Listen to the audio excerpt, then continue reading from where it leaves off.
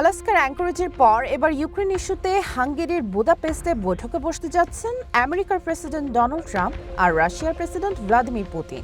2 সপ্তাহের মধ্যেই অনুষ্ঠিত হতে পারে এ বৈঠক। হাঙ্গেরিও রাশিয়া আমেরিকার শীর্ষ সম্মেলন আয়োজনের জন্য প্রস্তুত আছে বলে জানিয়েছেন দেশটির প্রধানমন্ত্রী ভিক্টর অরবান।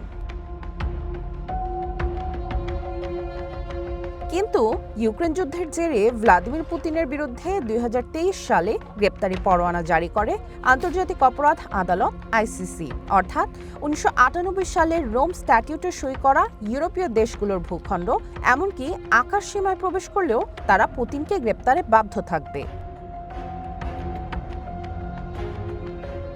হাঙ্গেরি এরই মধ্যে আইসিসি থেকে বের হয়ে যাওয়ার প্রক্রিয়া শুরু করেছে, কিন্তু হাঙ্গেরির প্রতিবেশী দেশগুলো আইসিসির সদস্য, যে কারণে ট্রাম্পের সাথে আলোচনার টেবিলে বসতে বুদাপেস্ট ভ্রমণে পুতিনকে বেশ ঝামেলায় পোহাতে হবে বলে মনে করছেন এভিয়েশন বিশেষজ্ঞরা। Flight tracker website flight radar 24 এর কমিউনিকেশনস ডিরেক্টর ইয়ান পেটচেনিক রয়টার্সকে জানান, ভৌগোলিক অবস্থান বিবেচনা করলে রাশিয়ার রাজধানী মস্কো থেকে সোজা ইউক্রেন বা বেলারুশ ও পোল্যান্ড হয়ে সবচেয়ে কম সময়ে হাঙ্গেরির বুদাপেস্টে যাওয়া সম্ভব। কিন্তু ইউক্রেনের সাথে যুদ্ধ এবং পোল্যান্ডের সাথে উত্তেজনার জেরে রুশ প্রেসিডেন্টকে বহনকারী বিমান এই 2 দেশের আকাশসীমা এড়িয়ে চলবে বলেই মনে করা হচ্ছে।